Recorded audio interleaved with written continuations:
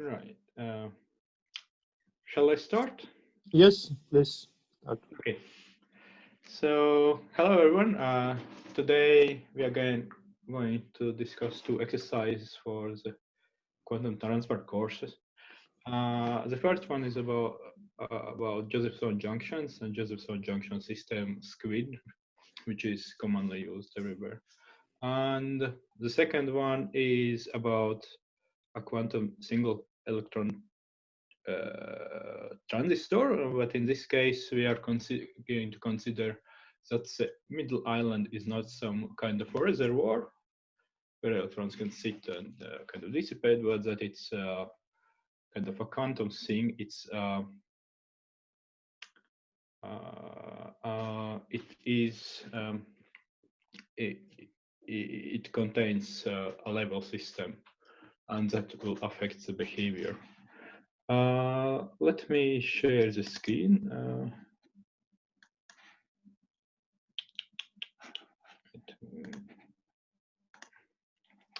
So, for the Josephson junctions, so this in Josephson junction exercise, the system is as follows. So actually, there are two systems, two things. The first thing is that from the course, you know that generally one can represent a Josephson junction as follows. And depending on its transparency, you can have a holistic regime or tunnel regime. And for this case, we are going to evaluate what is the specific behavior. When we have these Josephson junctions, it is interesting to put them in a loop, and in a loop such a way that you have some magnetic flux in between, because it turns out that these phases, which are part of the phase of Josephson junction, are actually a magnetic phase, and and there is a conservation that the difference, for example, in such systems, the difference phi1 minus phi2 is the flux, total flux, and if we wanted to in proportion, it's with the divide by flux quantum. And yeah, so the current splits in two ways, and one often measures the critical current of the system. Either it's a Josephson junction or it's a system with SQUID. And what it means, it's twofold importance.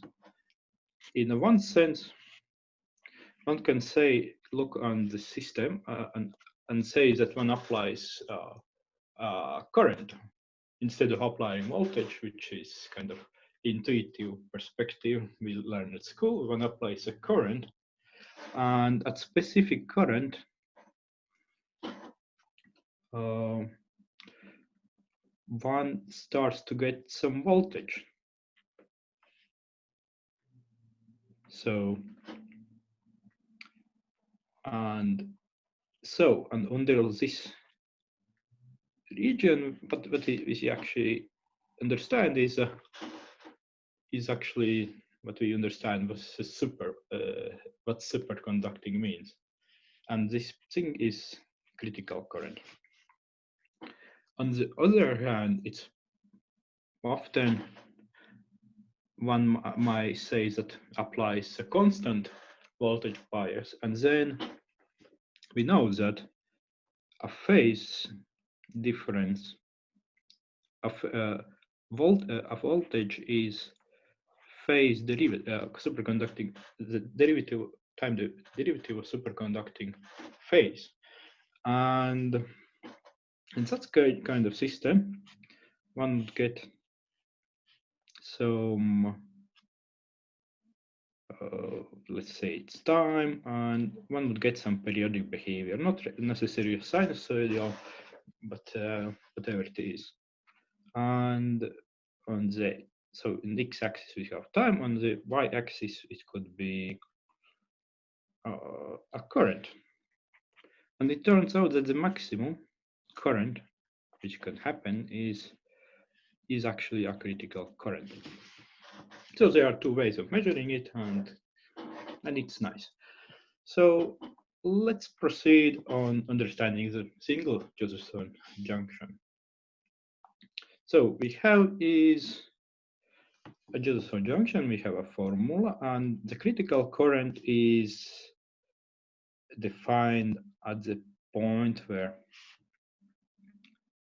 the derivative di d phi is 0, and this kind of explains why from the previous considerations that why it's a maximal current. So to get this this maximal current, we need to first find this critical phase, and for this particular problem, what one does is, so it contains sinus phi and sinus square phi over 2. What we can do is we can use formula for sinus square phi over 2, and it turns out that it's the one which is necessary is 1 minus cosine phi over 2. And for sinus phi, we might assume that we are considering a specific sign, and not a specific. We are in a way we can consider both cases, but we can say that it's equal square root 1 minus cosine square phi. And so we see that a cosine phi kind of the current itself depends on cosine phi. E is I of cosine phi, not directly on the phi. So we might say that cosine phi is x, and when we do so, we get that under the square root of this expression, we have a following expression in terms of x, and to get a to get a critical phi, we need to get a critical x, which means df dx is 0, and one just takes the derivative of this thing, which is fairly simple, and looks for df dx is 0, and finds that x, which is equal to cosine phi 0, the phi 0 being a critical value of phase, is the following thing.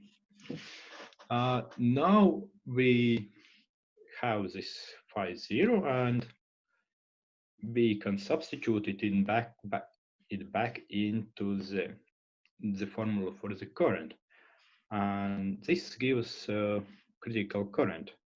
So this is equal to critical current, and yeah, so that's simple. And this critical current is something which, yeah, as I previously explained, is a measure in by applying current bias or applying a voltage bias, and then looking on the maximum time dependent, the amplitude of the time dependence. So right, we now understand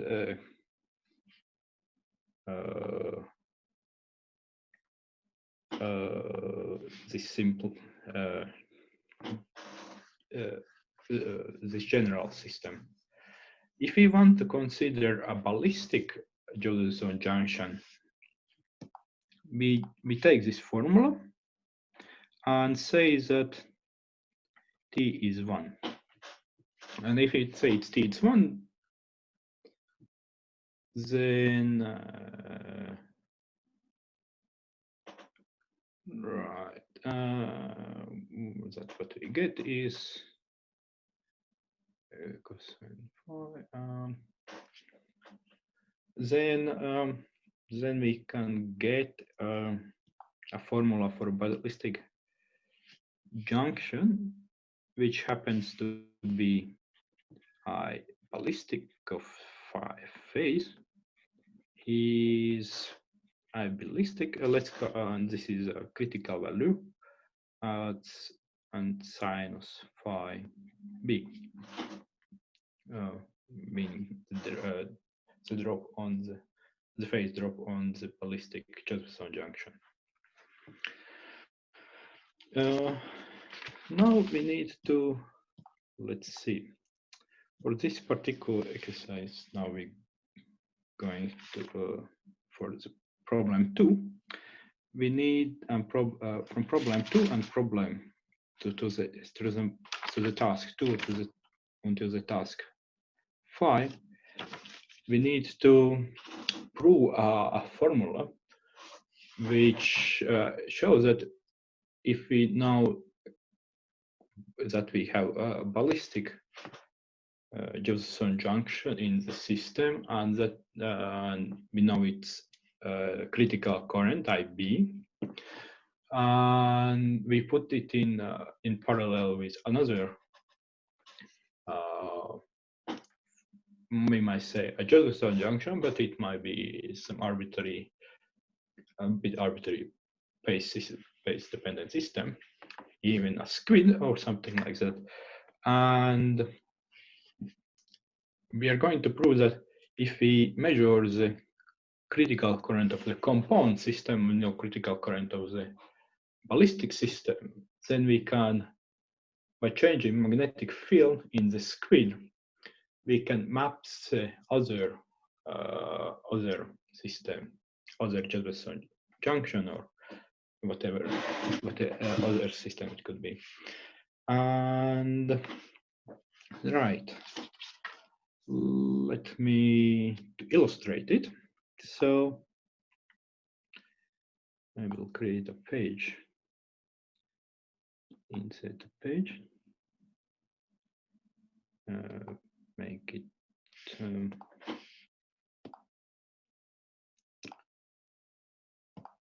okay, this works.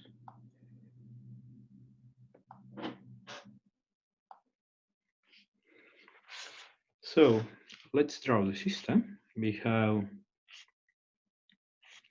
a Josephson junction. One is ballistic one, and another one is this IS, and where we know that about IS over IB is much smaller than 1. So it goes, sorry, it's not smaller than 1, but it goes to 0. And this criteria is such that this AB is some critical current for the ballistic junction, but IS, well, we don't know IS, but we can say that, for example, after measurement, we get this IS of phase, and to say that it makes sense, we estimate after the measurement, I know whether it made sense or not sense by seeing if IS over IB goes to 0. So we have these two systems. We have some flux in between them, and we know that the ballistic system. We draw it. Let's draw the current on y-axis and phase on the x-axis. Then we know that the ballistic system is simple. It's by ballistic dependence, just a sine phi. If we apply this perturbing system, then it's going to affect the total current. Let's call this dashed line the total current of phi. And but we still see that if the magnitude of this, if the magnitude of this perturbation is small, then the critical phase is going to be here and also here. So to answer the second task, we draw this picture and see just visually we see that if IS over IB goes to 0, then the critical phase, B critical, is just pi over 2. Right, so what we are now interested is 1.2 is to find a correction to this critical phase. So we say that let's call it a 0, pi B critical is pi over 2 plus some correction to the phase. Then what we, sorry. So right, missed the point in the previous exercise. So the total current is yes, phi S plus IB phi B, where phi S and phi B is corresponding phase drops on the Josephson junctions. The difference phi B minus phi S is phase, and so the total current can be expressed as a function of how much phase drops on the ballistic junction, and this is IB of phi B plus the one which a phase which remains on the perturbing junction, B minus phi. And so in this point we see that this IS to the full current is increasingly small, and that made us to this conclusion. Right, now the conclusion was that the critical current happens at the phase pi over 2. So we can now look around at this particular critical value and write this equation for phase delta phi B, and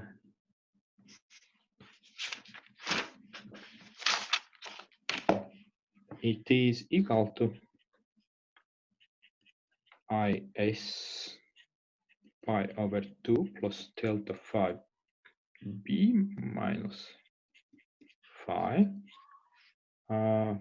plus IB B over 2 delta phi B. Now, what we know that the delta phi B is determined by a condition that this derivative, it's a critical value is when the derivative is 0. So we can proceed in writing the system is equation. So 0 is equal to IS prime pi over 2 plus delta phi, let's call it just a critical, minus phi plus IB prime P over 2 plus delta phi critical. And now we're going to use a property that we know that IB was of phi is IB sinus phi. So it's IB cosine delta phi critical. And if we take the derivative of it, we get a minus here. We get a minus IB sinus delta phi critical. And now we say something like this. Let's say that let's expand this thing, this delta phi critical, and we can write. But what we can imply is that we can write this delta phi critical plus, remember correctly, it was third over 6 and minus, I guess. We can write this for equation for delta phi critical. It's equal to is prime pi over 2 plus delta phi critical minus phi, and over IB, this value. And now comes the point, plus we drop the term delta phi critical third. And now comes the point. We say that IS prime is of the order of maximum magnitude of IS times at a particular point, it might have some derivative, and the derivative kind of depends on how many times it fluctuates. So let's say it's kind of omega. And nevertheless, depending what's kind of a derivative of it is at particular point, it's still linear in IS. So if we say that IS is much smaller, if we change IS, we also change linearly its derivative. And in that way, what we get is that delta phi critical is O of IS over IB, where IS is the critical value of the junction, unknown junction.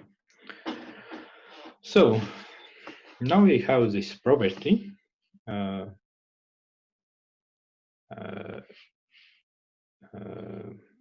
So we have this property, and we can finally get to the point 1.5.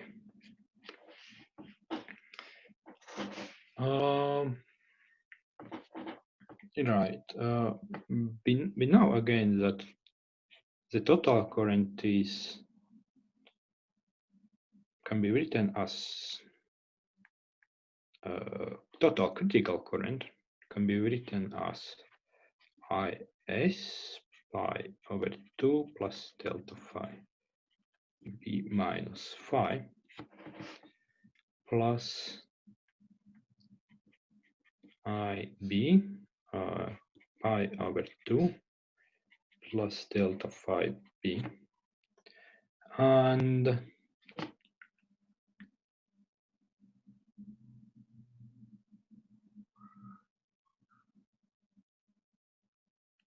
And now what we can do is, we know that it is IB cosine delta phi B, and we can expand the cosine. So it's IB 1 minus delta phi b squared over 2 plus something. And the second thing we can do is, so we have delta phi b in the argument, and we can say that we can expand it linearly, since delta phi b is small, and as the correction is prime pi over 2 plus minus phi delta phi critical. And right, we already, so now comes collection of the orders. So we already know that this is of order 1 over is over ib, and we also, from previous discussion, we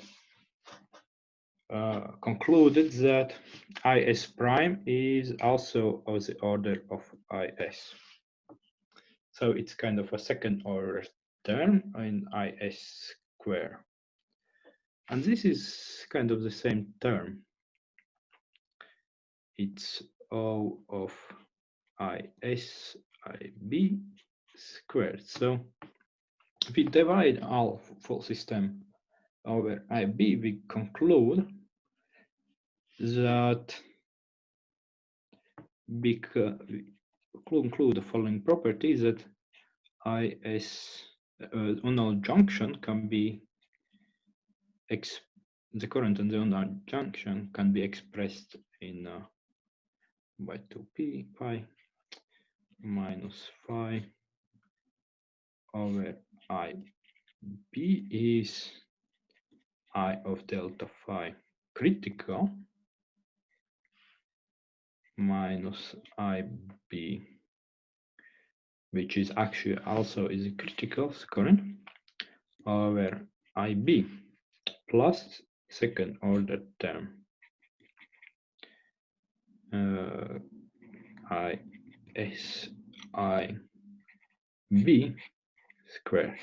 So we and this is what the result of the exercise, that not the result exactly the result, but in what we see is that the correction which comes due to the facts that we don't include delta phi critical here is of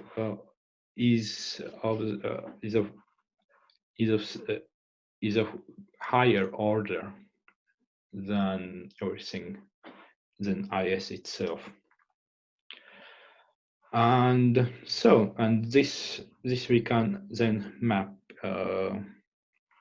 So when we change the magnetic flux of the junction, we can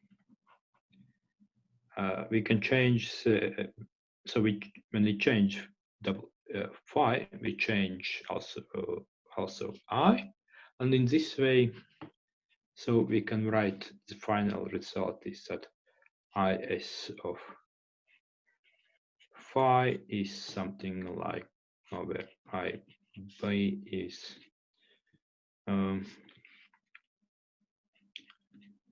I of, let's call it, we can write it I critical of the full system, which is measured at particular phi minus ib, which is a critical current towards the ballistic junction over ib. And so, yeah, so that's the final conclusion of this exercise. So I didn't check any questions. Let me put the so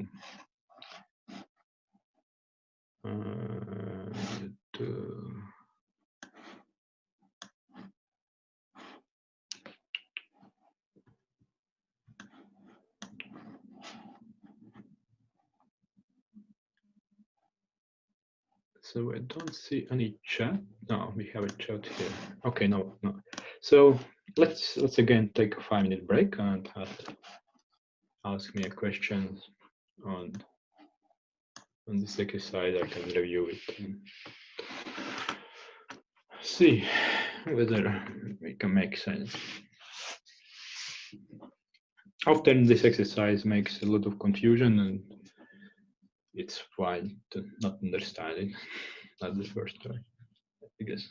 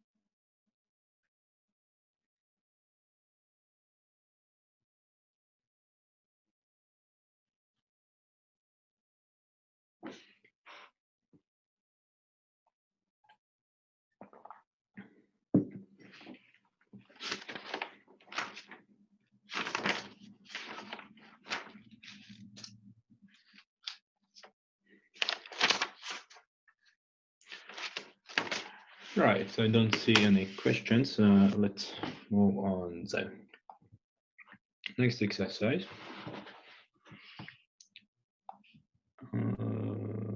Right. So this exercise is fairly long, I guess. Perhaps we can get some rest in between.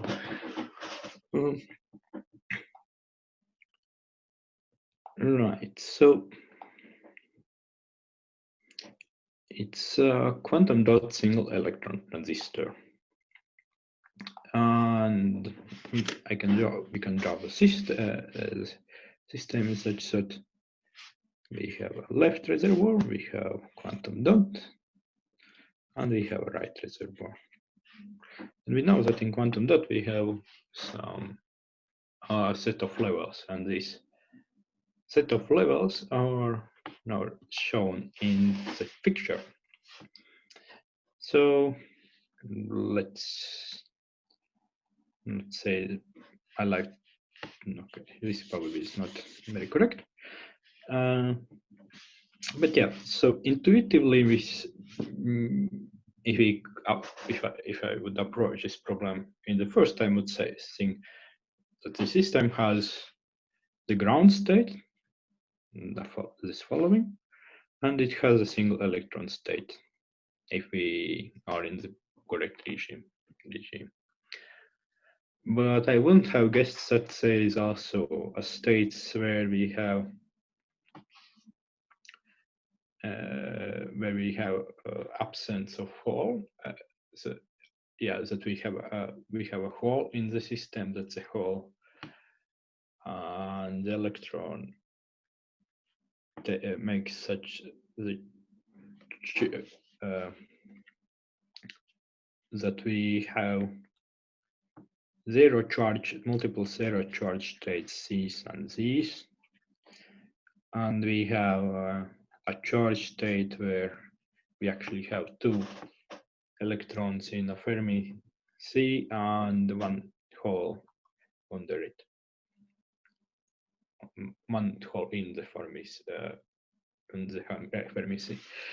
So to make sense of this thing, so one first can look on how much charge it contains. So 0, 0, and this one contains charge 1. Yeah, this contains charge 1. And the second thing we can distinguish the states is by how much spin they contain, the total spin. And that becomes relevant if, for example, one applies a magnetic field on this quantum dot, then the states which have non-zero total spin would be split. In this case, in this exercise, we are not applying magnetic field, but we are interested in degeneracy, which is going to affect our equations. And right, we can have a triplet state in this one. We can have a singlet state. And to see why it's a single state from the picture or triplet state, by convention, a hole is merely absence of an electron in the Fermi C. So it's actually the spin of the absent electron. So if you take electron with such spin out of the system, then we from the picture it follows that the total spin is 0, and in the same way it follows that the total spin in this picture is 1. It's good to remember this kind of rule to not get confused in the future. Right, and for the system we also know how the states are proceeding from one another, and it kind of makes sense. To get from the state with one electron, if you are on the ground state, to get to the state with one electron, it's just possible. It's also interesting to look on the from this excited state with one electron, what we can have is we can lose on a hole. We can lose an electron from the Fermi C itself, under the Fermi C, or as conventionally one says, it's that we might have a process, a process with a single hole. And that kind of explains how we can get from second, which has a spin 1/2, to third state, which is spin 1, or to state 5, where the spin where the total spin is 0. The state 4 can be obtained from state 3 or state 5 when when we have this particular state, but it's kind of treated as a kind of ground state, not a ground state, but that another electron is emitted up from above. That one electron enters in the system above the Fermi sea. So, and we get to state 4. And now the state, there are relaxations. And relaxations can happen when this, as in atomic physics, one knows that the relaxations happens when in atomic physics when the spin changes by magnitude of 1, which is a photon, but we know that photon doesn't have a spin, so we can have relaxation only from the states with the same spin and the same charge. So the states we have from the 4, we can relax to the state 2, and the same we can relax from the state 5 to the ground state, because it has 0 charge and 0 spin. See, on the contrary, from the triplet state, we cannot relax because it has a total spin of 1. And yeah, so that's introduction to this exercise, and the first task is to write down the states. So the ground state, there is now it we represent it as a 0. The states which can sit in the second state are spin up or spin down state. The third state, which is a triplet state with spin 1. Now it gets interesting. We can have a superposition of electron up and hole down. We can have superposition with electron down and hole up, and additionally we can have a sum of these states over square root of 2, and it also would have a total spin 1. And these different states, if you're curious, it just depends on some projection of a sigma, one of the sigma z operators, but the total spin is still 1. Now we have a state with spin 1/2, and that means we have two spin states. It's this part is just what it is, and we can combine it with up hole and down hole.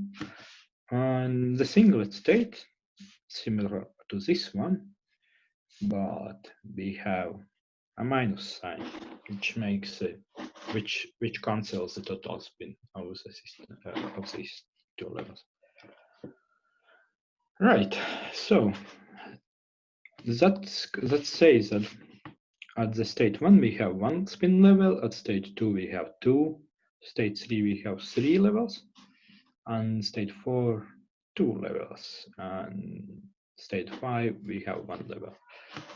And this is important when we are going to write a master equation, and also when we're going to evaluate our rates.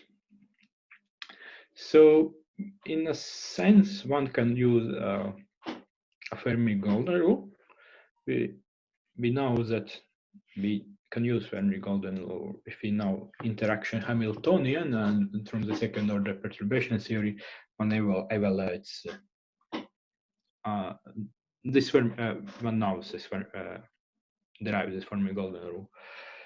We know the initial states, we know the final states. So we don't know this usually by convention are swapped, but we are in the square.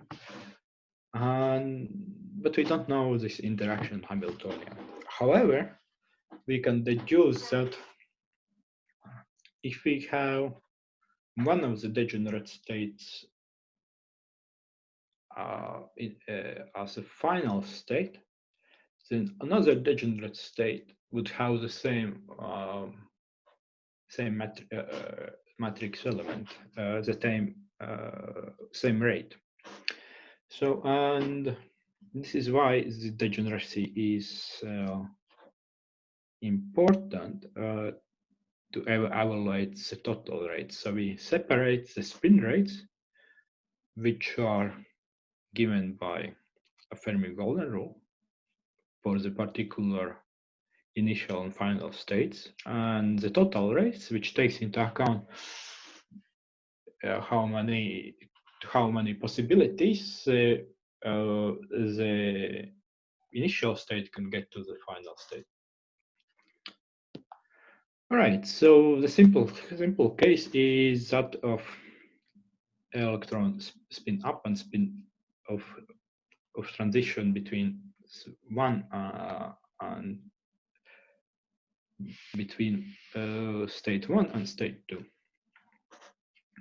So state 1 contains one level, state 2 contains two levels. So, and here is the property that there is no argument to suspect that high spin up is some kind of special, more special than spin down. It wouldn't be true if you would apply a magnetic field and the levels would be split, and that the story is different. But in our case, it's true, and that allows us to evaluate the total rate, which we call gamma 1 2, is equal to 2 gamma 1 2 left plus gamma right 1 2, which we don't denote spin rates. So the spin rate is, so there are two contributions. We can have it due to the left reservoir and due to the right reservoir, and it's going to we will see shortly that in a task, a particular task, it's going to be important.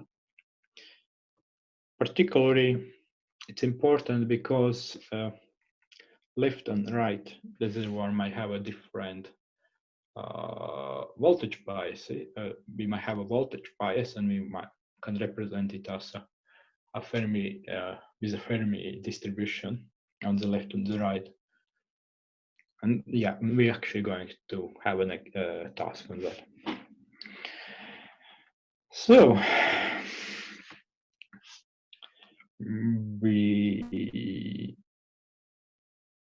so this was from the state 1 to state 2. It's kind of a teasing that if we go from the state 2 to the state 1, we no longer have a degeneracy. So, and one needs to be careful that when we choose a initial state, we are not caring what how many initial states there are. When we choose one particular state, we already say that the state is in particular, we have a particular probability for the state, but we are not caring what is it up or down. But we may choose the final state. It's what China said is important. How many there are. So, and that's why we have one here. Now let's take more complicated example. From the state 2 to the state 3, from the state which was with spin 1/2 with a state to a total spin 1. a triplet state. So now we pick one of the initial states. It's up, and we are now looking on the matrix elements of the final state. And to understand that, so we know. So let's, for example, consider down electron,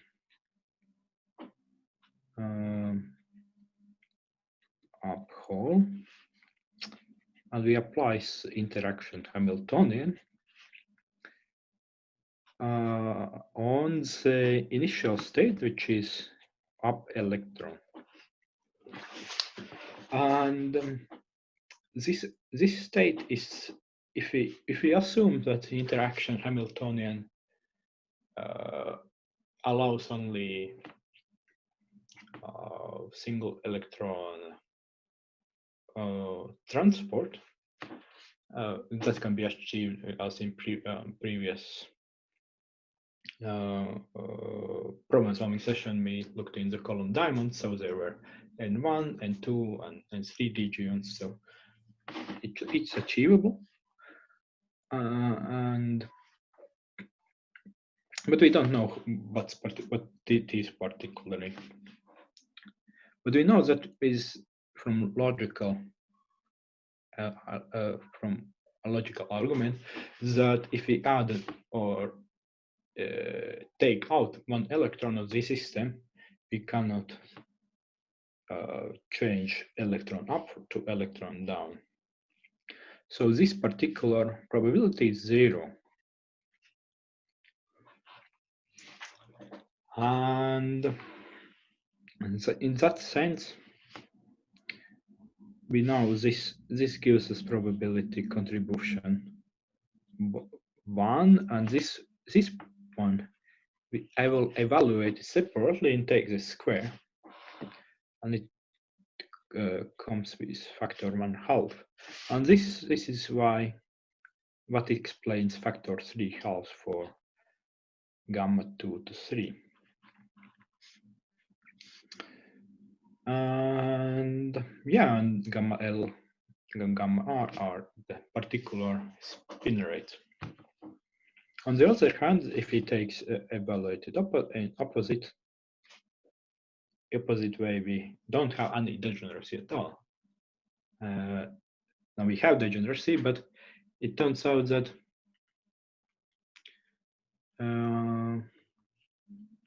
so it turns out so we take this particular level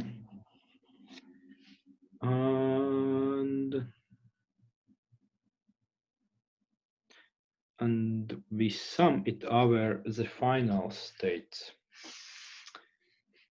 So it's also pedagogical to show. So we have this as a final state, and we apply interaction Hamiltonian. Again, we have electron up and down, and this would give 1. On the other hand, if the electron would be down, it would give us 0. Similarly, if we evaluate with this state as initial state, then we would get 1/2 contributions to both of the final states, and summing them up would give us 1. So that was, so in a similar way we could proceed with all different transitions, and I will give you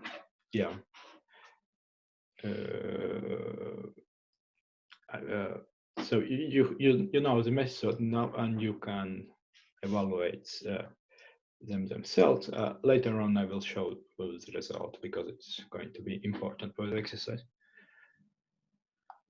So let's now move to the exercise 1.3. And for this exercise, we're going to need to evaluate equilibrium current.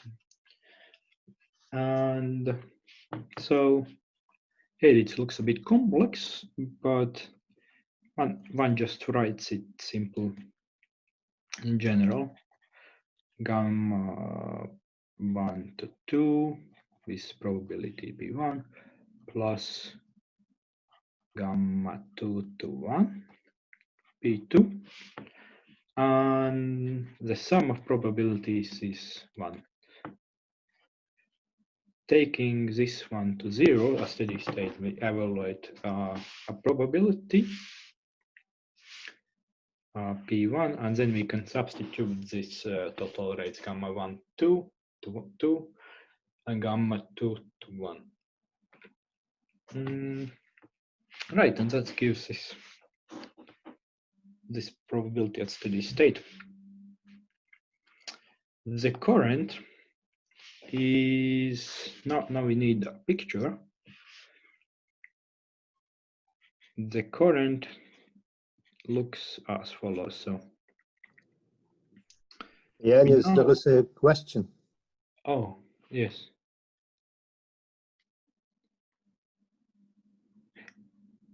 The Hamiltonian is only able to add an electron to the system. So through the single transport. Yeah, it cannot flip an electron, indeed. Okay, right. So now with equilibrium current, so we have the left reservoir, we have right reservoir, and we have the rates. From the left, we have the total rate, which turns it from the ground state to the state with one electron, and we have opposite state, gamma left 2 to 1. We have opposite process, which lets electron to escape to the left reservoir. And the current then is a difference between these processes. So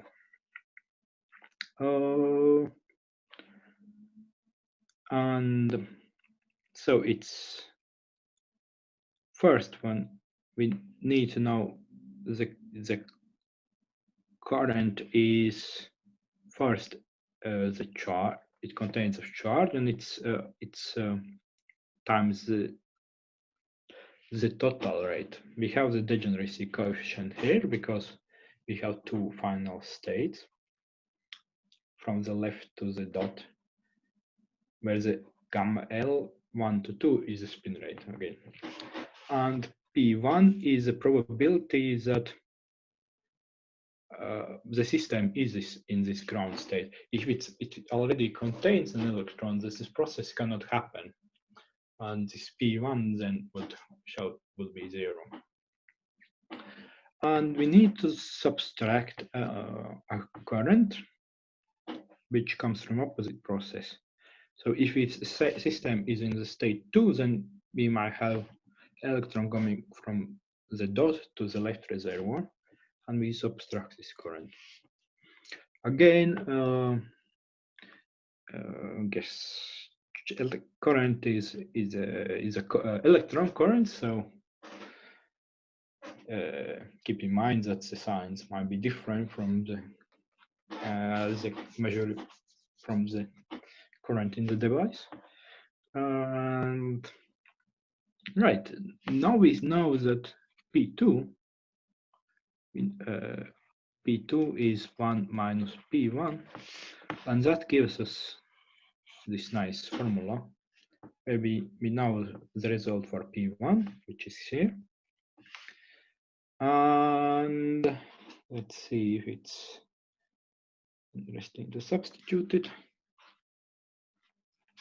And yeah, so and now we can substitute this P1 in the formula for the current. It's just a trivial algebra. We see that the denominator is same. Numerator needs to be do a little bit more algebra, but it's just straightforward to get a formula. And in the formula, it's interesting to observe that here in the bottom we have a total spin rate. We might say it's gamma 2 to 1.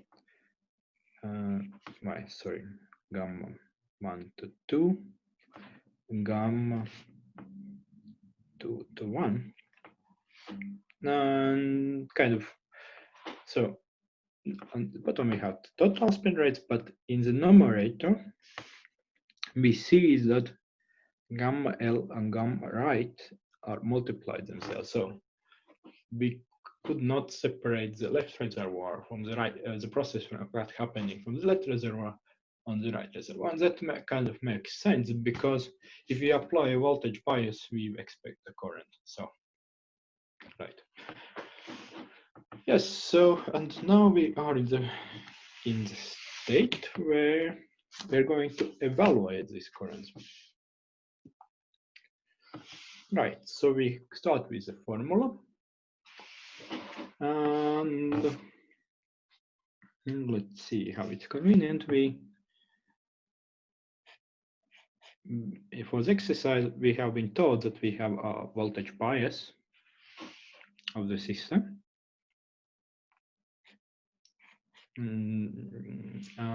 Let's assume that the left is more negative than the right.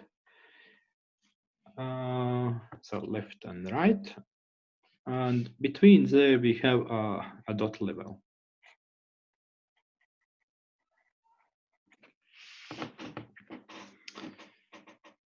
So, and we shall introduce a quantity. Let's be left, be right, a W, and W is a difference. So we want to look into what happens when we kind of turn out from the asymmetric setup. So in a simple system, we would say that the energy of the dot is in between left and the right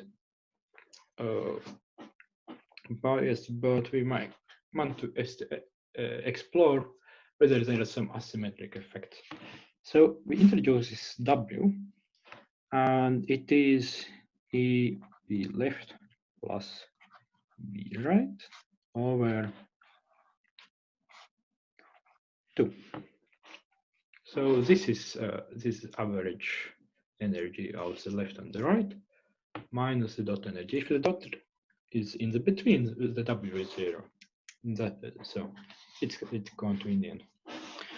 Now we have this W, and we have a finite temperature of the system. That means that we have a Fermi distribution on the left and the right reservoir. On the left reservoir, gamma left 1 to 2. So we can represent the rates. Gamma left is, so these are the total rates. No, these are these are the spin rates. And times the Fermi distribution, it's W minus EV over 2. And this what it means is just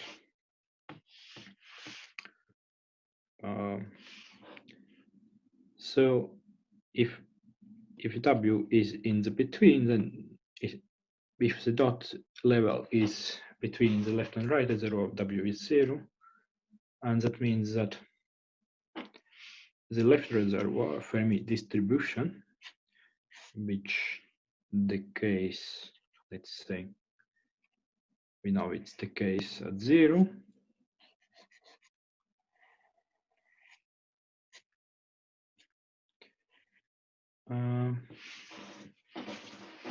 Is just shifted to the right, resembling this picture. So we would say draw it conveniently, and the same way we could draw it on the right. Right, so this makes the rate on the left, which says that it's equal to the spin rate of the left times the probability that we have the electron on the left with a particular energy on the dot. So this is the dot energy, and we are interested in the probability, and here it's this one. Similarly, we can write that gamma left 2 to 1 is, let's say it's gamma left times, now if we have electron on the dot, we are interested whether there is a hole on the left. So it's 1 minus f of W minus EV over 2. And from the property that f of W plus f of minus W is 1, we could actually get to the form which was mentioned in the exercise, that it's f minus W plus EV over 2, but it's actually not convenient for what we are going to do.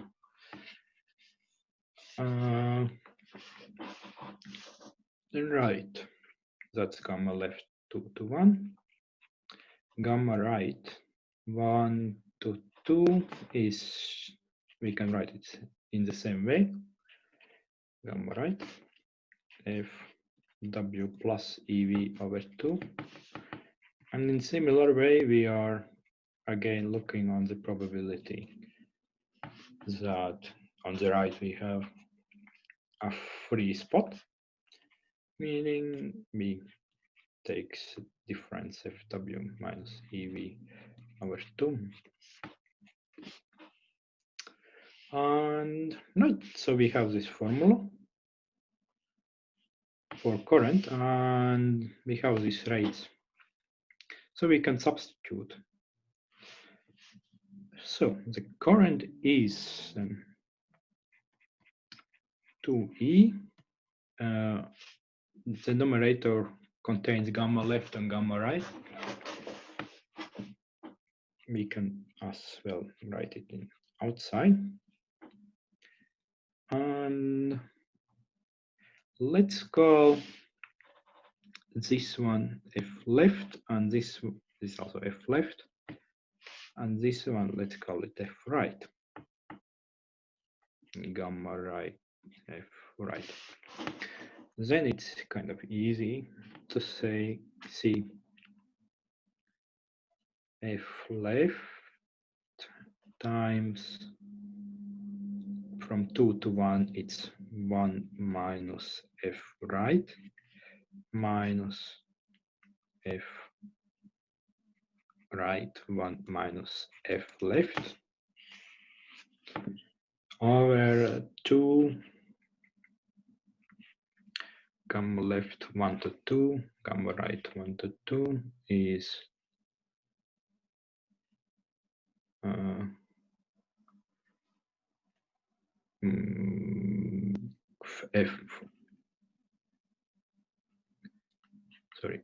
gamma left FL plus gamma right F right. And now the comes difference gamma left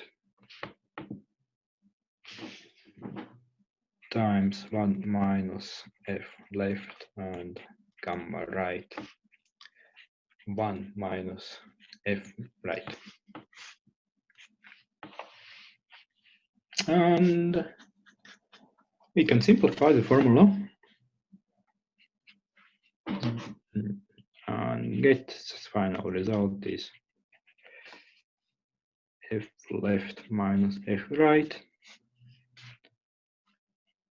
gamma left F left plus 1 plus gamma right F right plus 1. So, but the task not yet finished. We were asked to evaluate the current at the limit when we have a very small bias. And now comes easy, not an easy part, but so if we have a condition EV much smaller than K Boltzmann T, then f of the Fermi distribution, which has a formula 1 plus EW K Boltzmann T, can be expanded. So F left, which is FW minus EV over 2, is FW plus FW over W times minus EV over 2 and plus OEV over K Boltzmann T squared.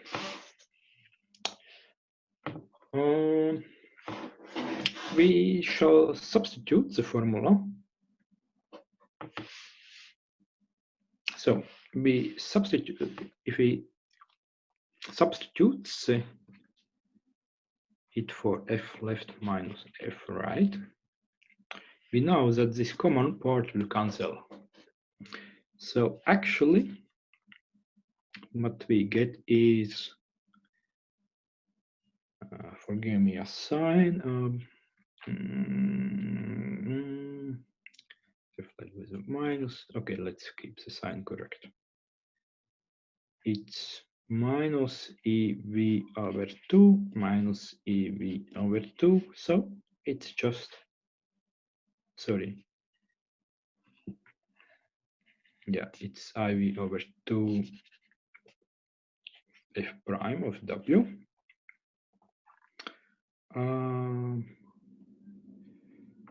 Minus EV over 2 F prime of W.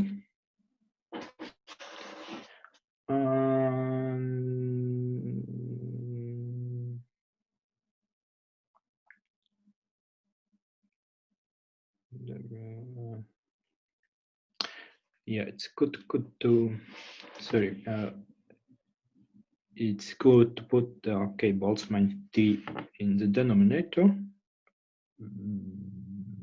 because that's how we're expanding. That's what's the derivative in our case means. So it's K Boltzmann T here to K Boltzmann T, and so we see we can sum them up, and we get that's here minus EV K Boltzmann T F prime of W, and this is quite convenient, meaning that there are higher contributions.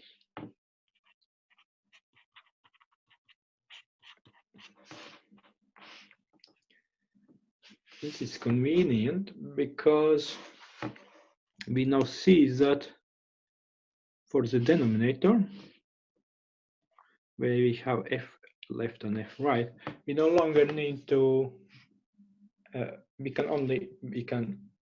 can satisfy ourselves by substituting just the first term, the zeroth order term, that we don't have voltage bias, because if we would expand the denominator in terms of EV over two terms, it would be multiplied with this one, which already have EV terms, so it would be second order. So we can write then the final result.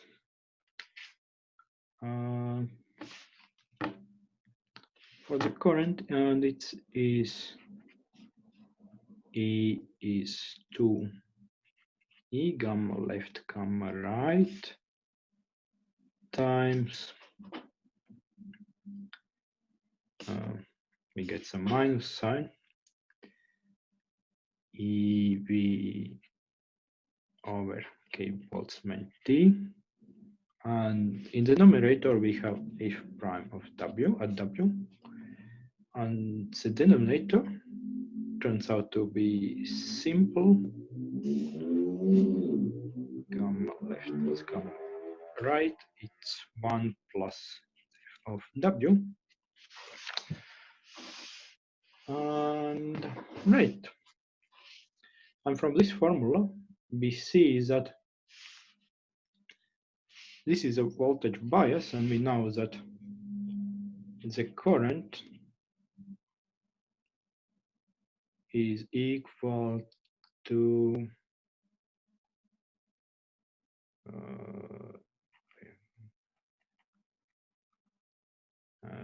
the current is equal to the conductance times the voltage.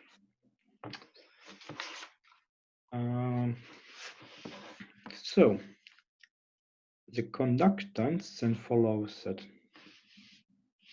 Yes, yeah, let's rewrite it. The conductance then follows. It's 2e squared 2e squared gamma left gamma right gamma left plus gamma right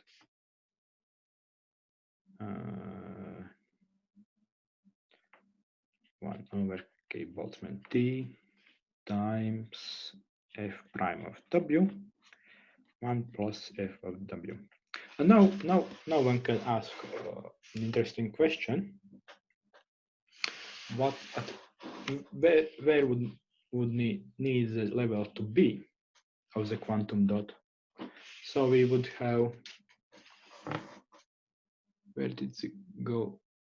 Where did the minus go? Yeah, minus.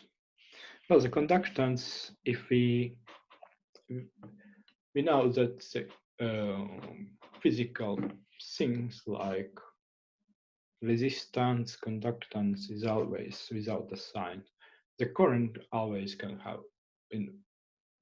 move in one direction or another direction. Yeah, I guess it should be clear. Right. The conductance is without sign.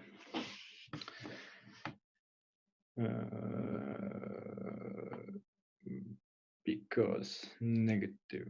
Well, yeah, one could speak about negative. Yeah, it depends on where one puts the sign, but I think it's more conventional to put sign in the voltage. So we would say that current is G times minus V.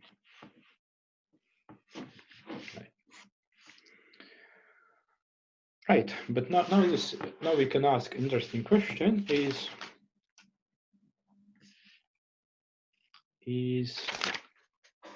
what would need the W to be for having maximal current through it. And it turns out that the W is not zero, and if one takes a derivative of this function, let's see, if one explores the properties, J of W is FW plus F of W. We might ask where it has a maximum. Then it turns out that the maximum is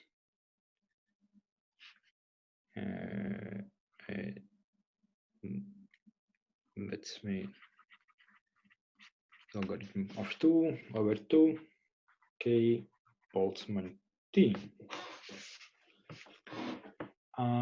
So it's kind of shifted in one of directions, and it also shows that when the temperature is 0, we would get the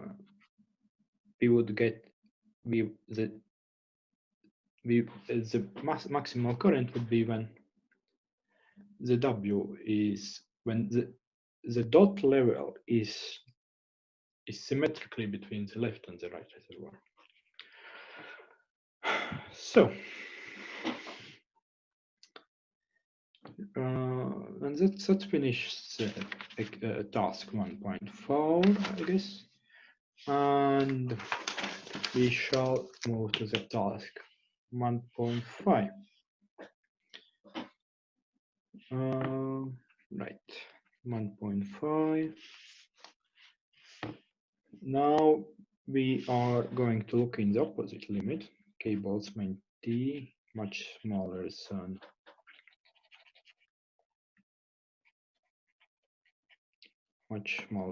EV.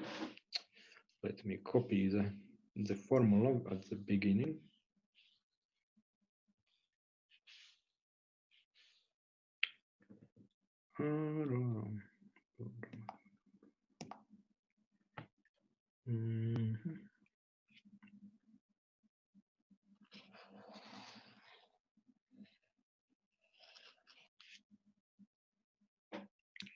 Let's see. I guess this is copy. Yes.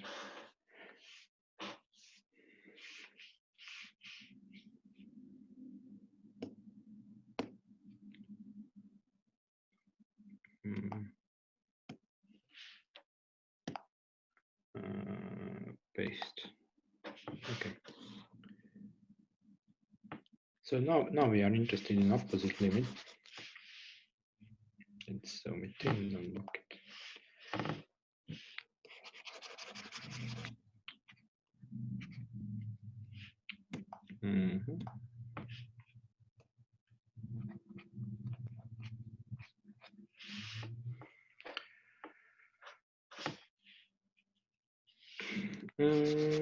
Right.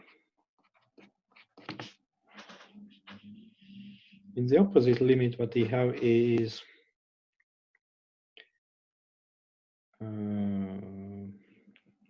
K Boltzmann T is much smaller than EV, and in this limit, all Fermi functions become step functions. Sorry, not the right formula.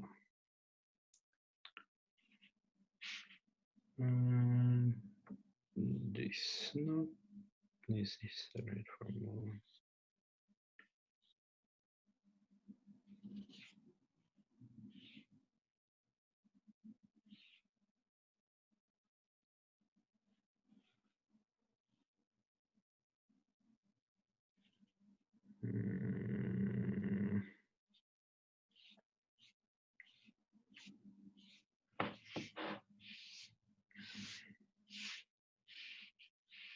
No, it's also fine. So in this limit, Fw would remain F of W would become a theta function of minus W. And right, gamma left. Then we can. So in a sense, we can. What we can do is So gamma left was gamma left 1 to 2 was gamma left f of w plus or minus, I guess, IV over 2. So, and if W is large, then we kind of get this thing positive. And we see that gamma left 1 to 2 would become 0. And a similar thing happened to gamma right 1 to 2, which is gamma right f W plus EV over 2. If the W is large, then it's just 0, and we can and in opposite limit, if W is negative, this gamma left 1 2 is negative, and gamma right is 1, gamma right 1 to 2 is also 1. And since here we have a difference, then if it's 1, if left and the right would be gamma left gamma right minus gamma left gamma right, which where we have 1 and 1 here, then it's just 0. So the current, it follows that from simple assumption that if W is large,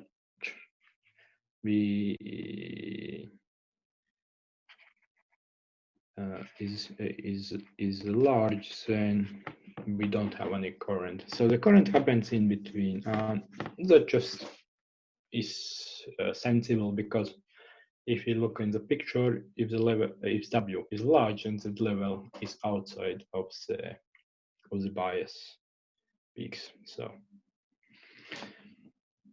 more quantitatively,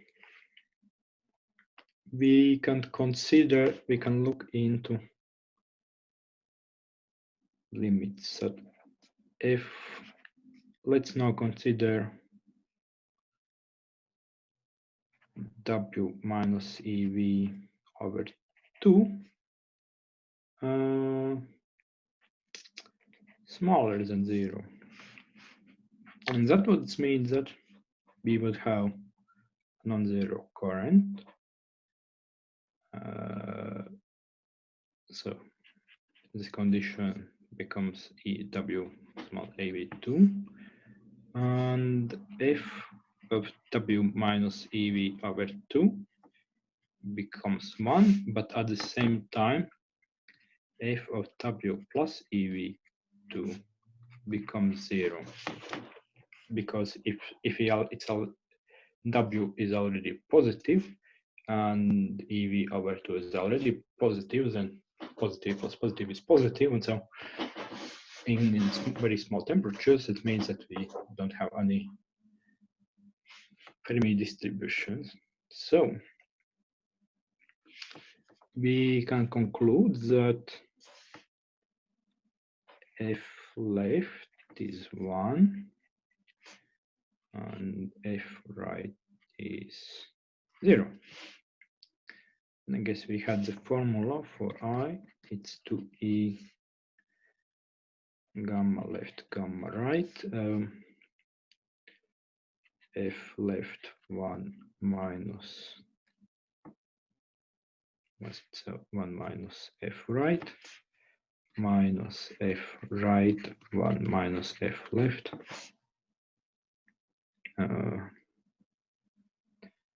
Yeah, it's just what we would conclude F left minus F right.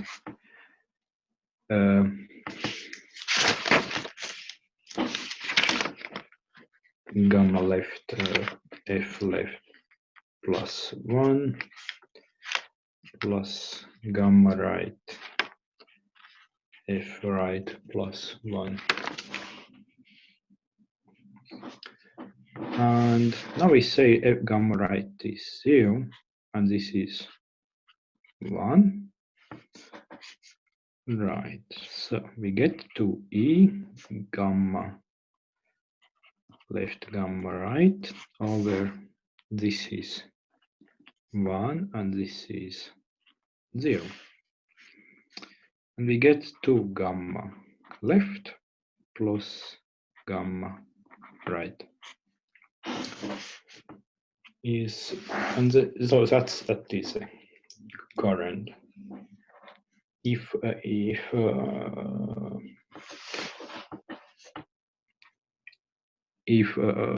this is a current, if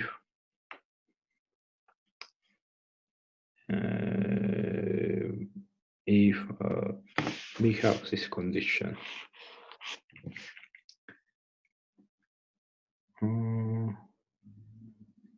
Let's see. All right. We see that the denominator is asymmetric.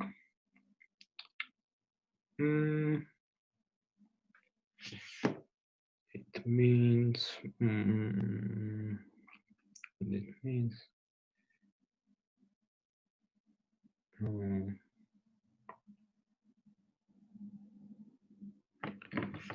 yeah, it's interesting. So we would get other current formula to E gamma left gamma right gamma left plus 2 gamma right if we assume that W plus EV over 2 is smaller than 0, I guess.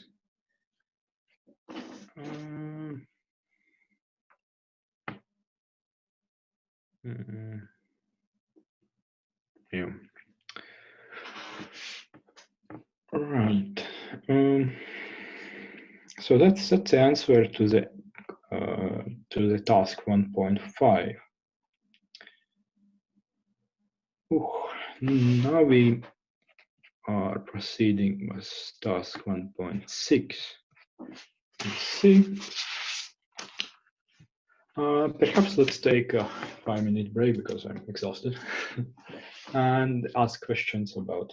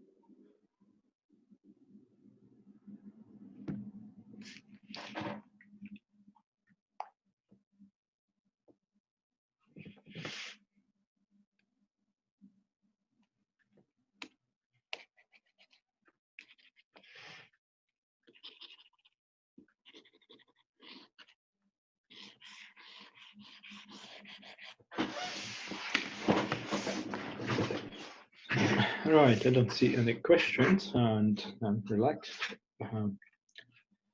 Rested. So the task 1.6 is about writing a master equation for the system. And for that, we need to recall. Let me see. I just.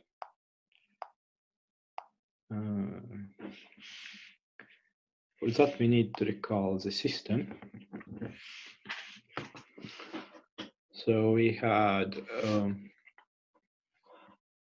the following processes. We can go from 1 to 2, 2 to 3, and yeah. So, and the most simple thing Bitcoin can do is just use the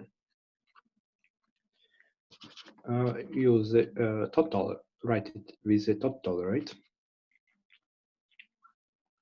And so we can write it minus gamma 1 to 2 p1.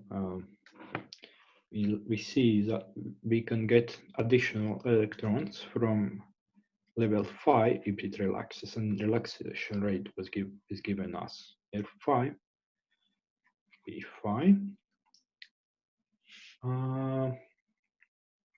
Now we can get to the second level. P2 is we get electrons from the level 1. It is gamma 1 to 2 P1 minus gamma 2 to 1 P2. And then we get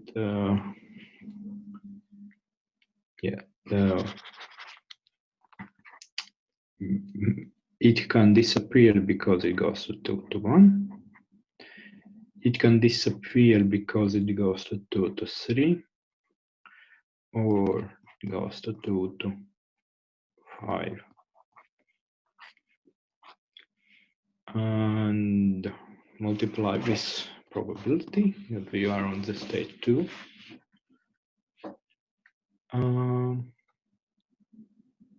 Right, now we can get electrons from the state 3 and state 4.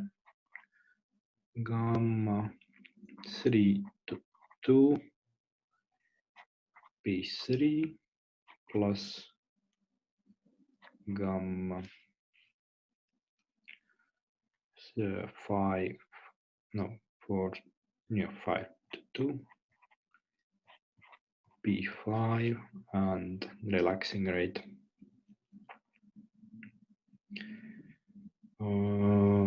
plus gamma, it's a relaxing rate, R4 P4. Right. Now we can write similar equation for P3. So electrons can go away to the 4 and the 5, to the 4th state and the 2nd state. So we put a minus. It's gamma 3 to 2 plus gamma 3 to 4 times P3.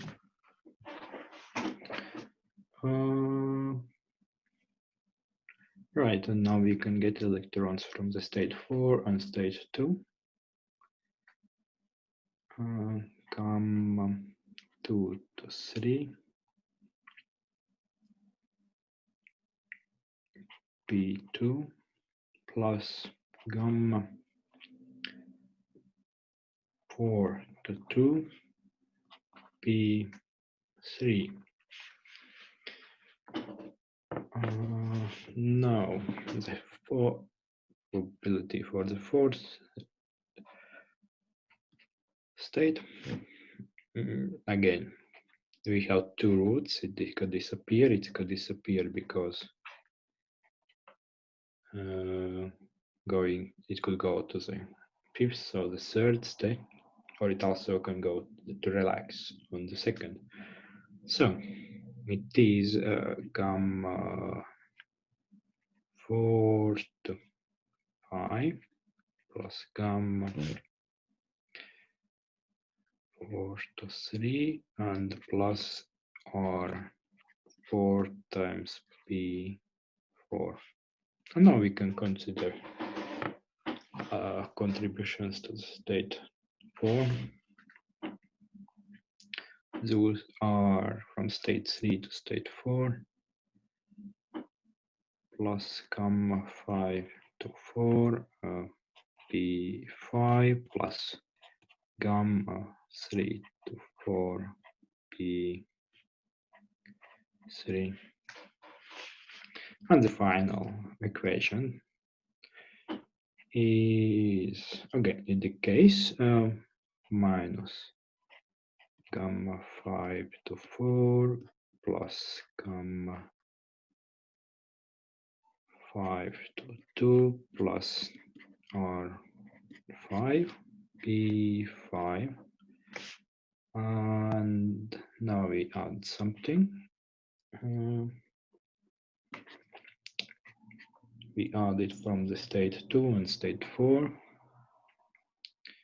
So gamma 2 to 5 P5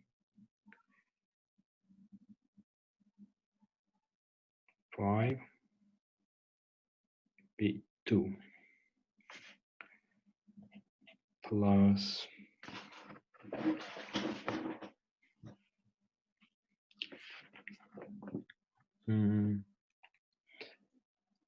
plus P2 plus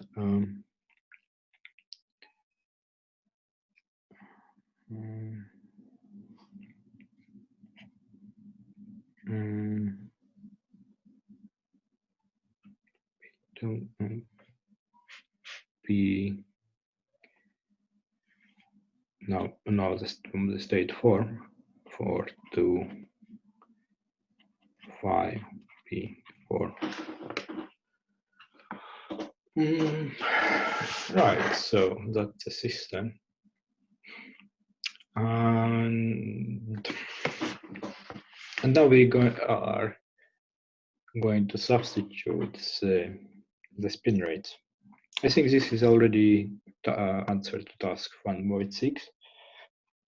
Now we are moving to the task 1.7, which is about actually evaluating the system. But before that, we need to write it in terms of spin rates. So gamma 1, 2 we know is 2 gamma left. We evaluated it previously.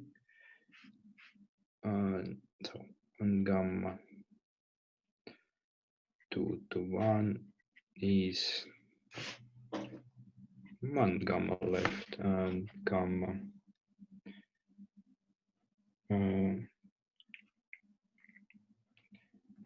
2 to 3 is 3 halves gamma left, and in opposite direction gamma 3 to 2 is gamma left, gamma 2 to 5 is 1/2 gamma left. Oh, let me see.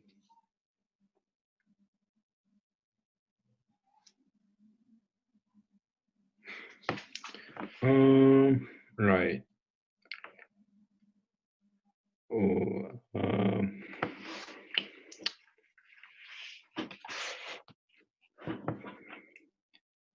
so we are assuming that our electron transport goes from the left to the right.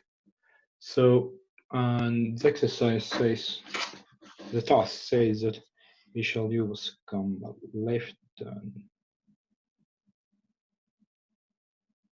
all rates from the left reservoir to gamma left and all rates from the right reservoir equal to gamma right. So that refers to the spin rate.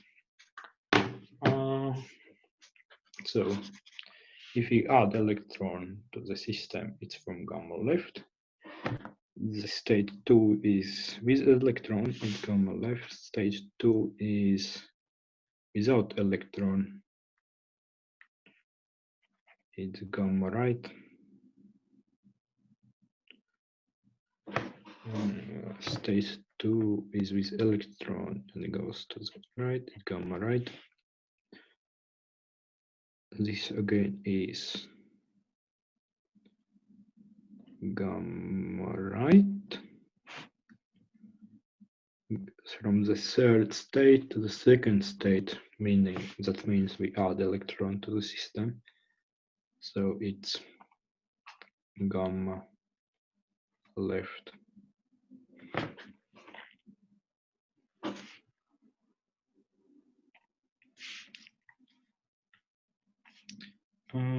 From 5 to 2,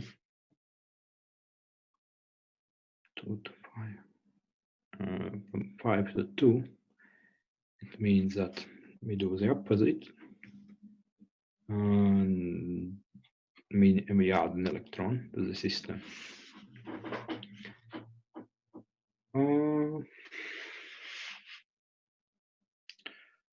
Oh, now it's getting confusing.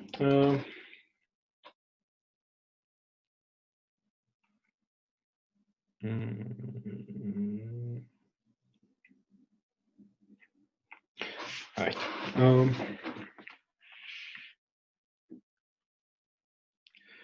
Then we have also rates from gamma.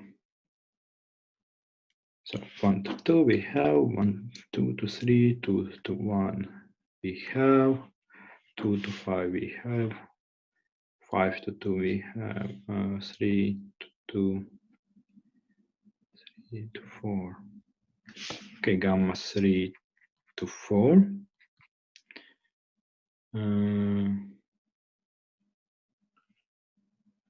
3 to 4. The state 4 was with a single electron.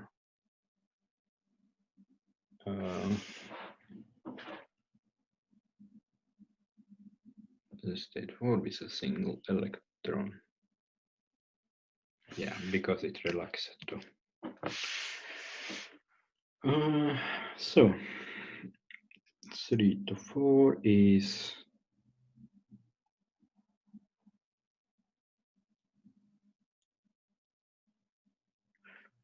to get from state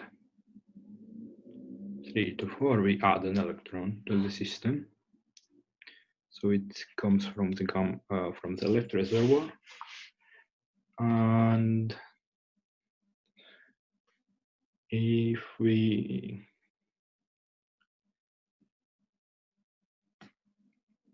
move it away, we get 3 halves gamma right. I guess it covers. Oh, we also need 4 to 2. Gamma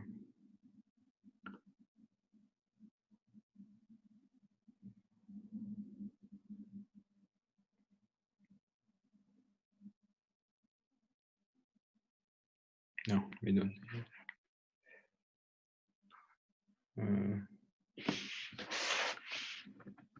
This is, yeah, typo. 3 to 4, 5 to 4.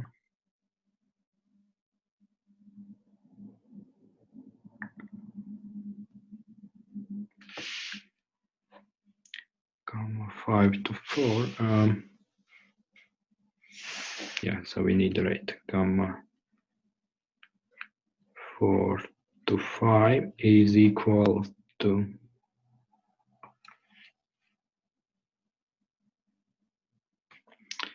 1/2 gamma right, because electron is leaving. And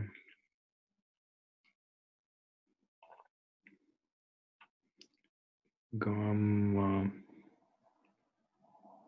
I24 is gamma left. Okay, so we could substitute this inside, but so and perhaps I think I have equation somewhere typed in. Oh, so it's not typed here. I have it on solution.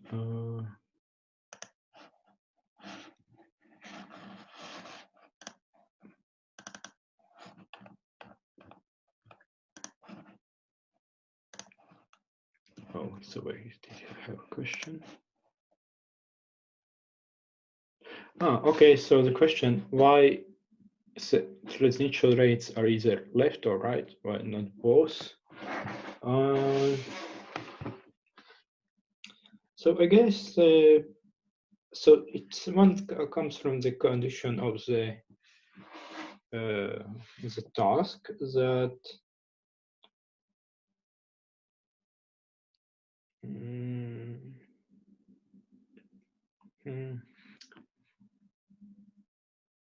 the idea is, I think that's the task 7, when it was written, was thought that it's at very low temperature. At very low temperature, the electrons move only in one direction, and particularly doesn't anymore, is not interested in the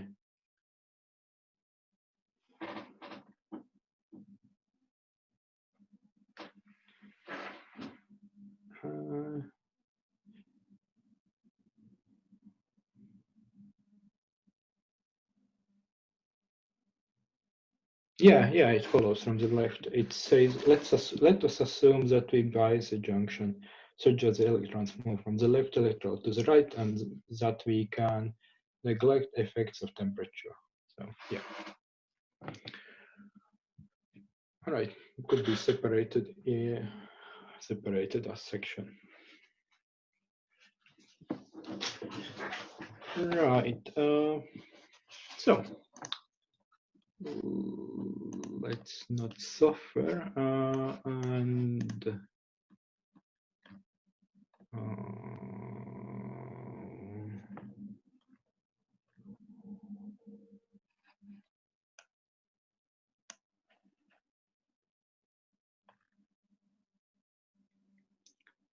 oh, okay, I have a solution.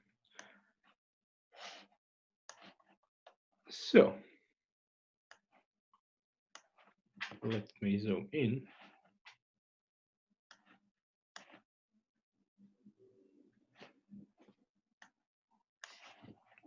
Stretch it, and so when we would substitute those rates, which are given above, we would get a following a system for the rates. And right, in general, these are 5 equations. If we even say for a steady state, it's just not very pleasant to calculate anything, but or understand actually. If we get the result, we wouldn't understand what it means. So it's convenient. What we usually physicists do is look on the specific limit, and the limits are actually one limit is interesting, that let me see, I can always on top, yes. I can say this equation smaller, make it even smaller.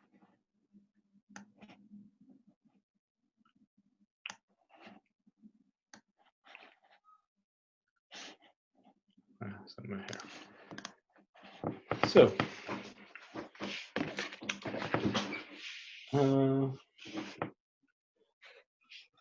so let's consider task 1.7. We consider the limit when the rates are large. Now, how it's mentioned that are 4 to 2 and are 5 to 1 are larger than the gamma itself. Then what follows from the picture itself is that the states 4 and 5 would be kind of empty. And it just that follows that state 4 and P5 kind of goes to 0. And so we can to use that we set them 0 in the equations on the left, and we can write the equations for the steady state. Remember that we need to write only 2 of them. P1 plus P2 plus P3 is 1 for the first thing. Then we can evaluate the P1. Which one is this pleasant one? P4 to 0, P3, P1, P2, P2. Let's write first 2 equations. 0 is minus 2 gamma left, P1, plus gamma right, P2. And now this one plus 0 because we use this. We use the property that the conclusion, not the conclusion, but the property, if we have very large rates, then the probabilities would be 0. And the second equation for a steady state is minus 4 gamma right P2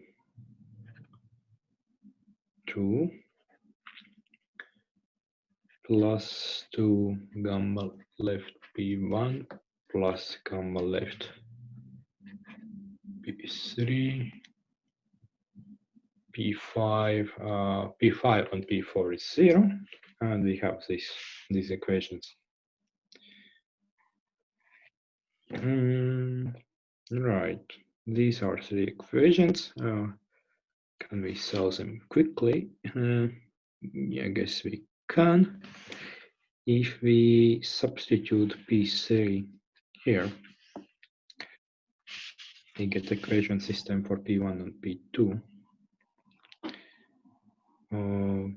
That is minus 2 gamma left P1 plus gamma right P2 is 0, and 2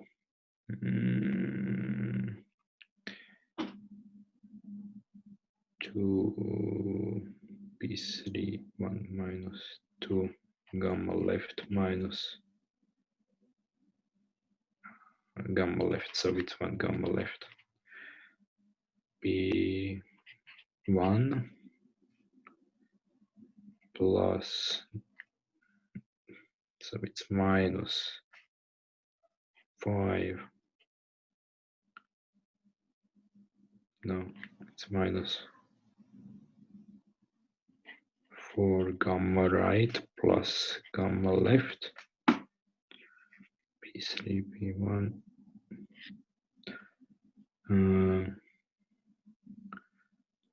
P2, and it's equal to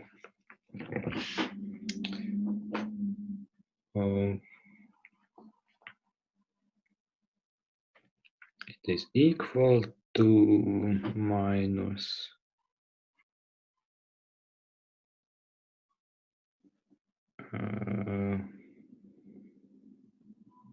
minus gamma left. So now we can solve the system for P1 and P2, and the result is that gamma right, gamma left. The result is shown on the screen. P1, P2.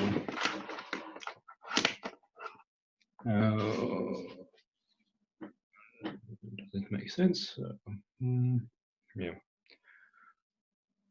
So we can get the probabilities P1, P2, P3 after we get P1, P2 from here, and then we substitute, we subtract P1 and P2 from 1, we get P3. And right, so we have these probabilities, and these are of the order gamma over R.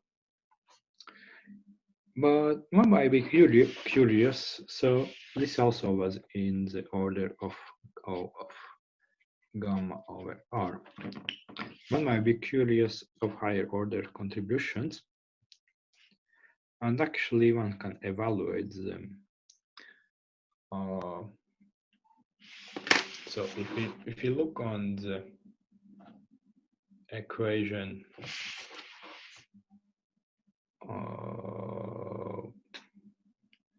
let's for example look equation for P40. So we could reduce P5 is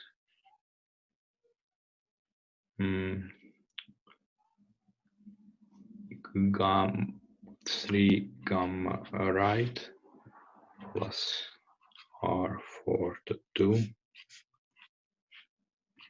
P4 minus gamma left P3 over 1 over gamma left.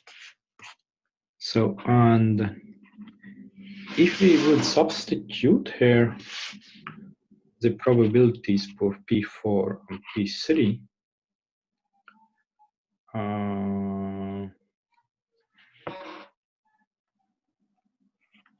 we shall get that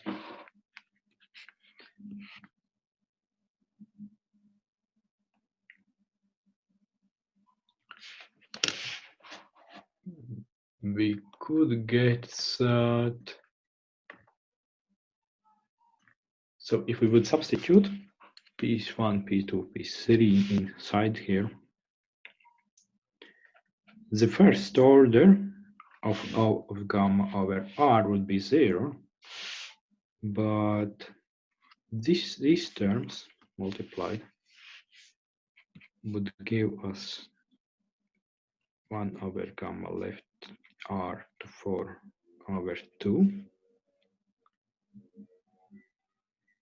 P4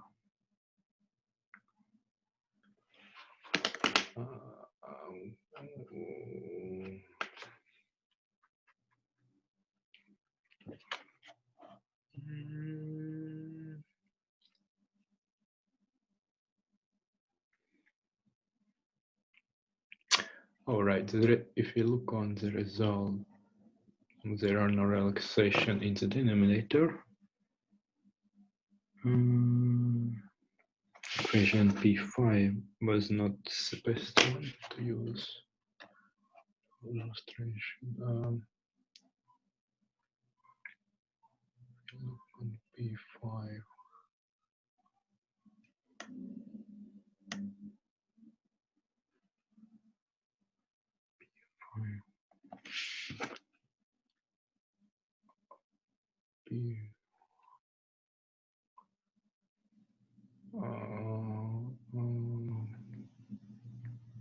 Right, it looks like so.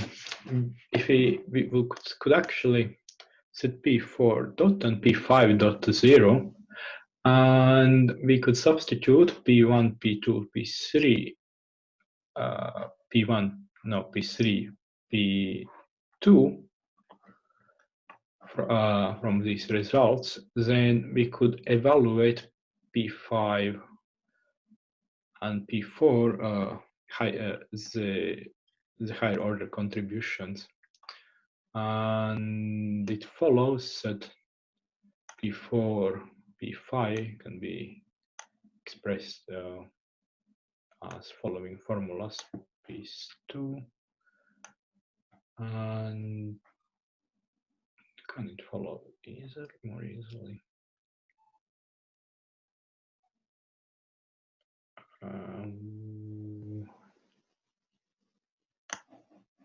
Gamma 4.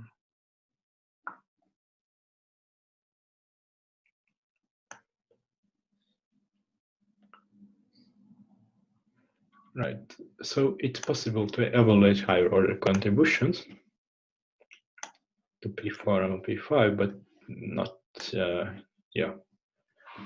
not asked in this exercise.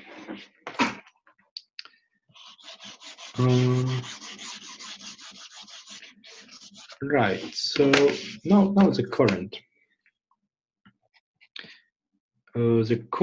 So we get back to the picture. We have this quantum dot, and what we have from the left, we have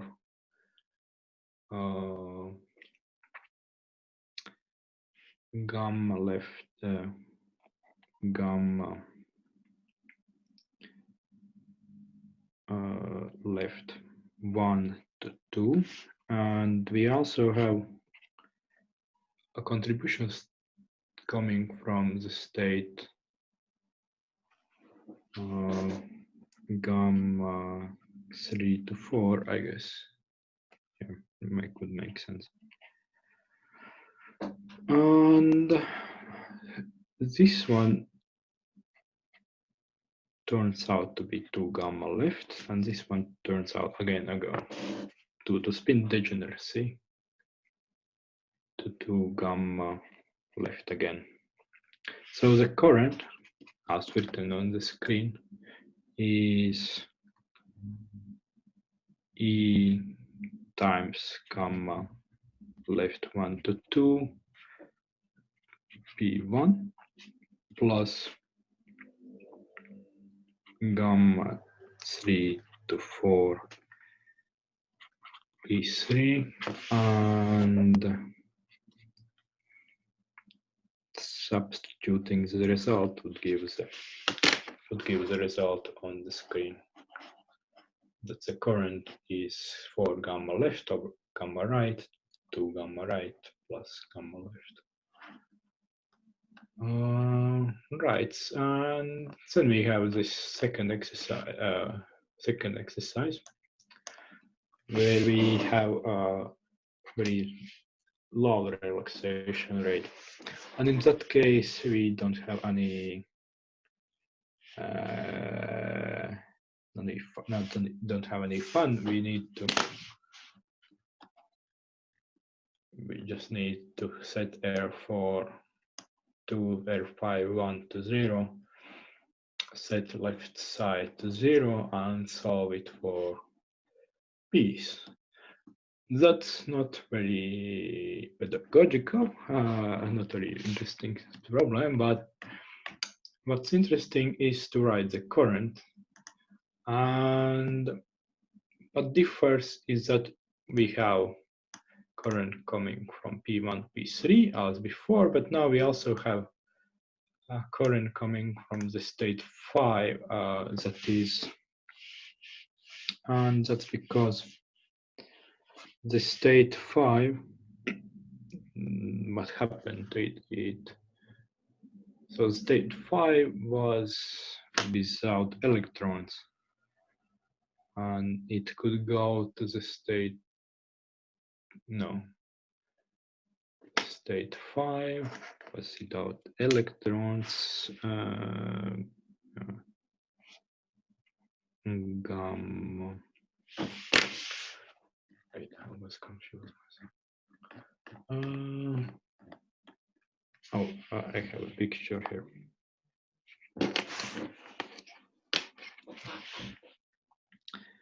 So the current can proceed from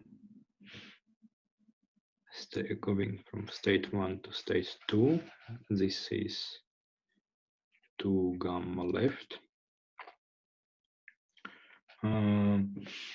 It can go from now we have the state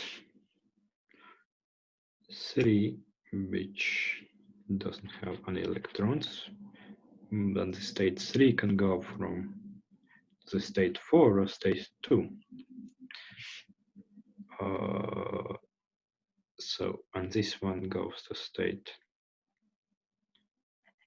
4 with 2 gamma left again. And it also can go to the state 4 with 2 gamma left. So the total current is E is equal to E gamma 1 to 2 P1 plus gamma 3 to 2 state 3 is without charge, P3 plus P. Yanis, Yes, I finished.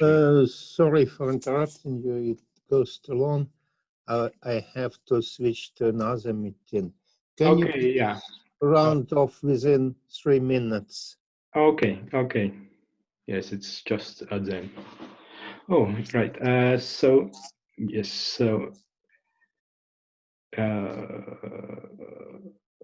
P3 times gamma 3 to 4. And now we can substitute these 2 gamma left, so ways to 5p5.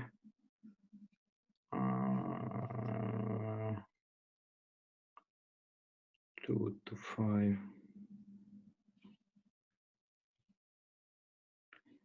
Oh, I guess this was without 2. And then there is a contribution from 2 to 5. State 5 is without electrons. So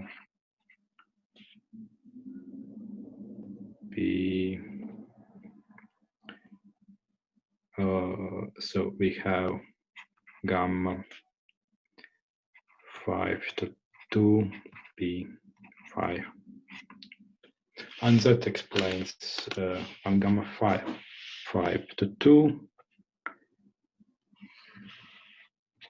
is 2 gamma left. So, and that explains why the current formula is as follows. So, I have 1 minute for questions. Please ask, and you can write me emails, but I try to work on them, but depending on a question, I can answer it quickly, or I can delay the answer very long. I'll try my best, and so. All right, very good. Thank you, Yanis, for presenting the solutions homework. Yes. Thank you, everybody who were present and still present. So we will see you. I will see you on coming Friday. Bye. Bye.